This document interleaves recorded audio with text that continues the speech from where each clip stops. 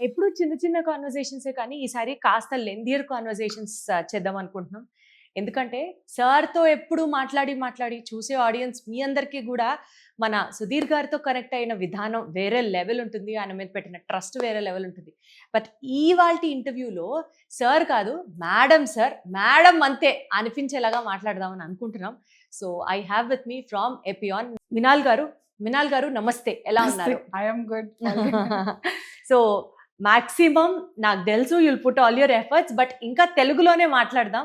ఎందుకంటే ఆడియన్స్కి ఇంకా క్లియర్గా సుధీర్ గారు మాట్లాడిన విధానం, ఆయన చెప్పే పాయింట్స్ అన్ని జనాలకి ఎలా అయితే కంఠస్థం వచ్చేసాయో, సో ఇప్పుడు మీరు మాట్లాడుతున్నారు కాబట్టి మీరు కూడా అదే పేస్లో మెయింటైన్ చేయాలని అనుకుంటూ to start with as usual అందరికీ ఉండే మెయిన్ ప్రాబ్లం ఏజ్తో సంబంధం లేకుండా మోకాళ్ళ నొప్పులు, నీ జాయింట్ పెయిన్స్. సో నీ జాయింట్ పెయిన్స్కి మనం ఎపి1లో ఎలాంటి ట్రీట్మెంట్ చేస్తున్నాము and how is that we address the issue? ఏం చెప్తారు? నేనే ఇంగ్లీష్లో అడుగుతున్నాను. లేదు, మనం ఎట్లా చేస్తాం, ఏం చేస్తాం ఇక్కడ?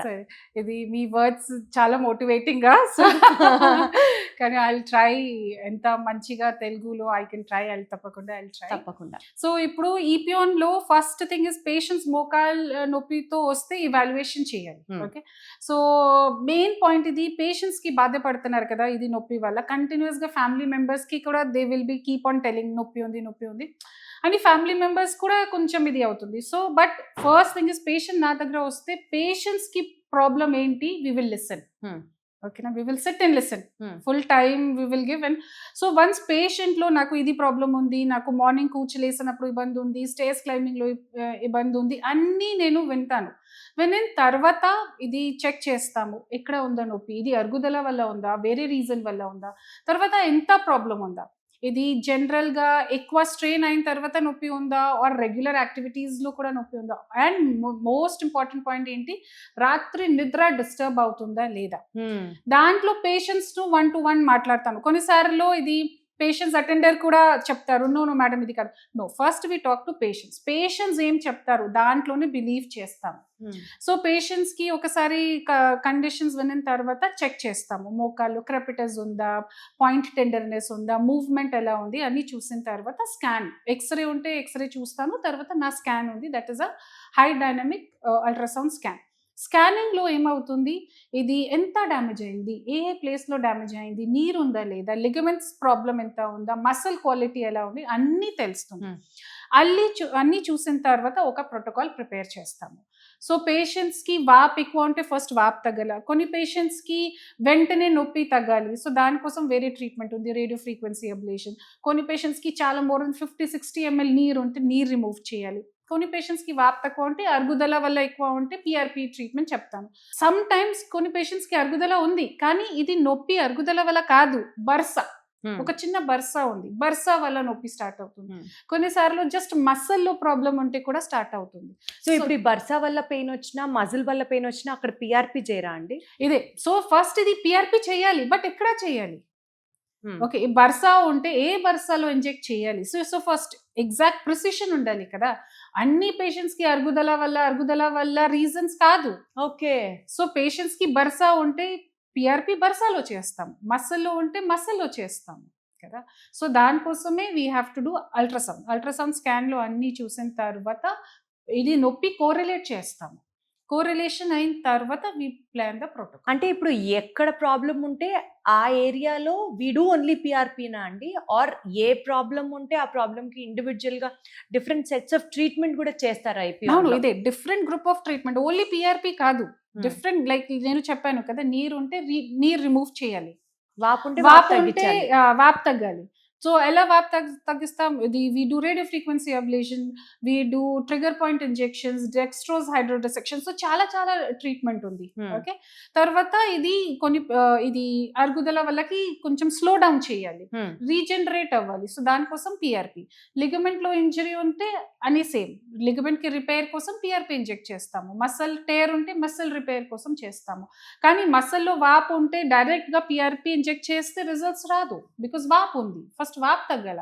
సో వాప్ తగ్గింది కోసం హైడ్రోడిసెక్షన్ ఉంది or very trigger point injections ఉంది, ఇది చేస్తాము. సో బేసికల్గా ఇప్పుడు పిఆర్పి చేస్తాం అనుకోండి మేడం, ఎంత కాలానికి తిరిగి అక్కడ మనకి ఆ పర్టికులర్ టిష్యూ రీగ్రోత్ ఏర్పడుతుంది? సపోజ్ మీరు అన్నట్లు ఇందాక అరుగుదల అన్నారు, ఆ అరుగుదలకి మనం పిఆర్పి చేస్తున్నాము, ఒక సిట్టింగ్కి మధ్యలో గ్యాప్ ఉంటుంది కదా, ఒక్కొక్క సిట్టింగ్ తర్వాత can we really feel the growth of that particular area అక్కడ?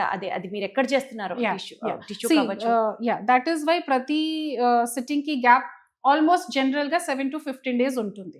ఓకే, సో ఈ 7 to 15 days లో పేషెంట్ లో ఒక సెట్ ఆఫ్ ప్రికాషన్స్, ఒక సెట్ ఆఫ్ ఎక్సర్సైజెస్ అన్ని చెప్తాను. And we give time for healing because PRP act అవ్వాలి కదా.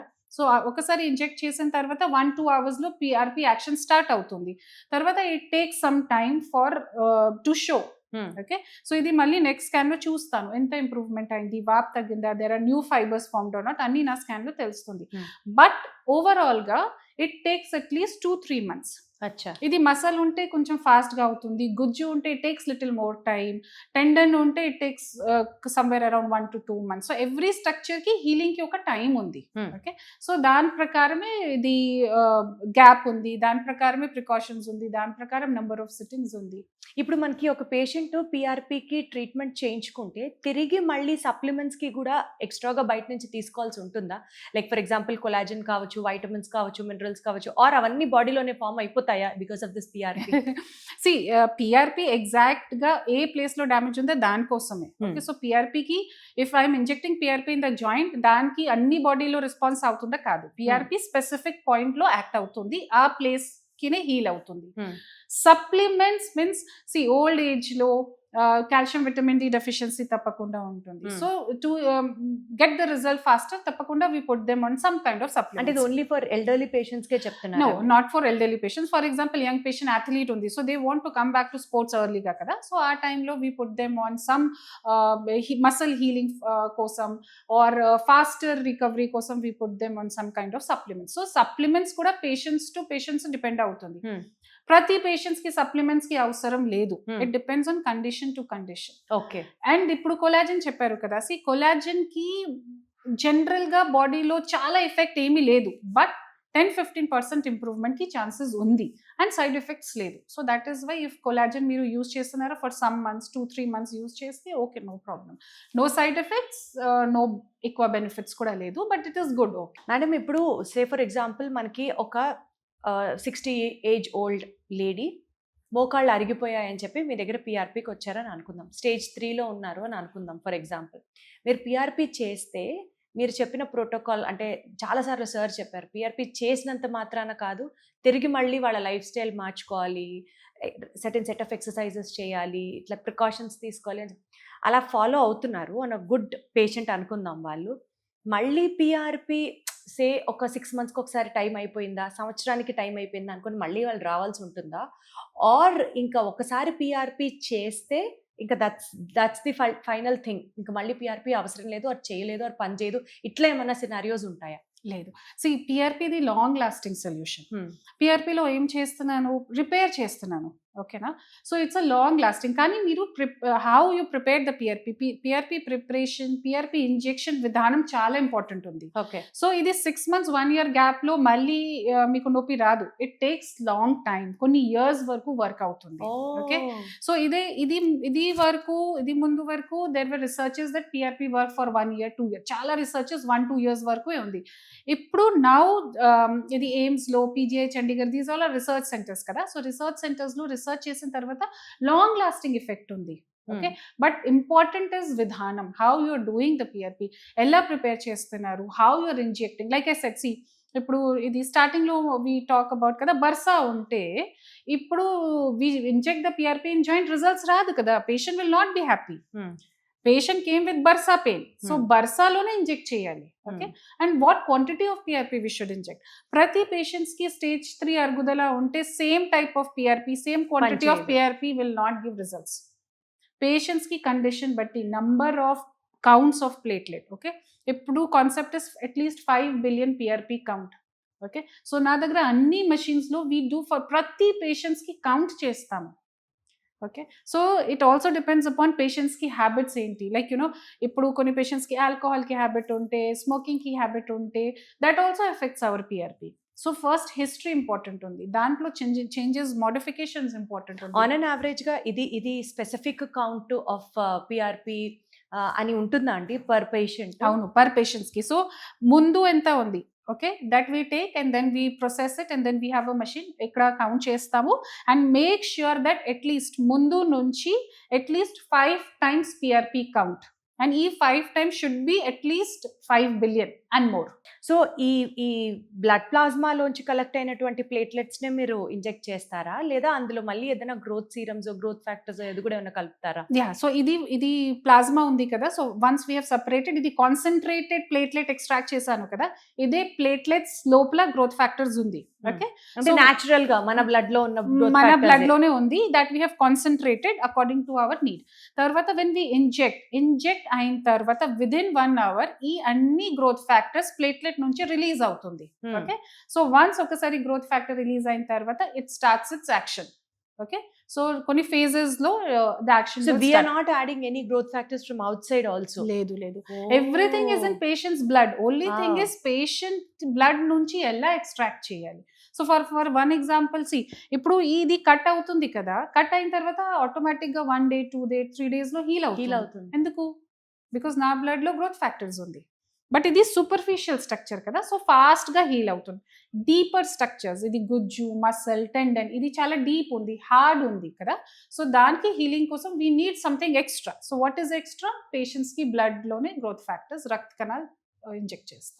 నార్మల్ గా అండి నేను వెళ్ళే డర్మటాలజికల్ సెంటర్స్కి అలా ఇప్పుడు చేయించుకుంటుంటాం కదా హెయిర్కి పిఆర్పి, అట్లాగా వాళ్ళు హెయిర్కి పిఆర్పి చేసేటప్పుడే మన బాడీలో ఉన్న గ్రోత్ ఫ్యాక్టర్స్ సరిపోవు అని చెప్పి ఎక్స్టర్నల్ గ్రోత్ ఫ్యాక్టర్స్ని ఆ కాన్సన్ట్రేట్లో కలిపి దే ఇంజెక్ట్ అనమాట. జుట్టుకి అలా చేసినప్పుడు ఇంత ఒక ప్రాబ్లమ్ని మనం అడ్రస్ చేస్తున్నాం, అది కూడా ఒక కాంప్లికేటెడ్ ఆర్గన్ అయినప్పుడు మనం ఎందుకు గ్రోత్ ఫ్యాక్టర్స్ వాడట్లేదు?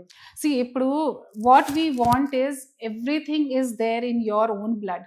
చెప్పాను కదా, so what cells we want, గుజ్జు cells we want, muscle cells we want, tendon cells we want, ఏ కాన్సన్ట్రేషన్ లో we want, we're doing it through patients blood only. బయట నుంచి వీ డోంట్ అట్లా సెపరేట్ చేస్తారా అండి గుజ్జు కోసం ఈ సెల్స్? అవును, we separate. that is what machine ఉంది కదా, so that is what is training.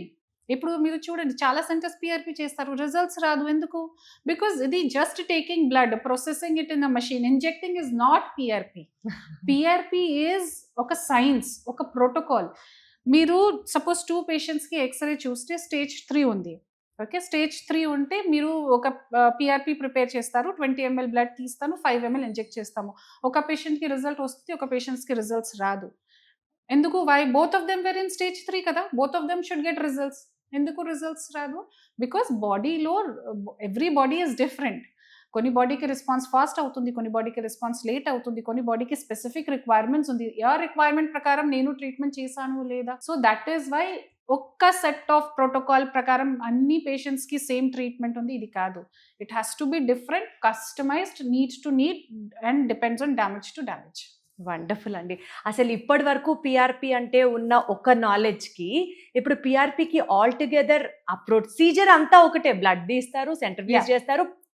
So for patients కోసం, మీ కోసం it's the same thing. we take blood and process it. Okay, for you it's the same, but for me ఇప్పుడు for me to do the treatment it is different, because నాకు prepare చేయాలి, count చేయాలి, తర్వాత ఎక్కడ inject చేయాలి, అన్నీ has to be happen in a closed doors of my operation theatre. So మనకి తెలియని విషయం ఇవాళ మినాల్ గారు కొత్తగా చెప్పారు. ఇన్ని ఇంటర్వ్యూస్ చేశాను పిఆర్పి గురించి, సార్తో ఎన్నిసార్లు మాట్లాడాను, but this dimension is something which is very very fresh and మాకు నిజంగా తెలియదు. ఇన్ని చేస్తారు, అసలు సెల్ కౌంట్ చేస్తారు అన్నది మాకు అసలు తెలియని అంశం. వండర్ఫుల్ అండి. సో అయితే ఇప్పుడు కాన్ఫిడెన్స్ వస్తుంది, గుజ్జు కావాల్సిన ఏరియాలో గుజ్జు ప్రొడ్యూస్ చేయడానికి కావాల్సినటువంటి సెల్ కౌంట్ ఏంటి, and so that is how PRP works. That is why ఈపిఆన్ లో రిజల్ట్స్ ఉంది. కాబట్టి నెక్స్ట్ టైం మీకు మోకాళ్ళ నొప్పి దగ్గర నుంచి ఏ నొప్పి అయినా సరే, if you have to see a doctor, see Minal గారిని కానీ సుధీర్ గారిని కానీ అట్ ఎపిఆన్ కలిసి take the wise step and a best decision. Thank you so much.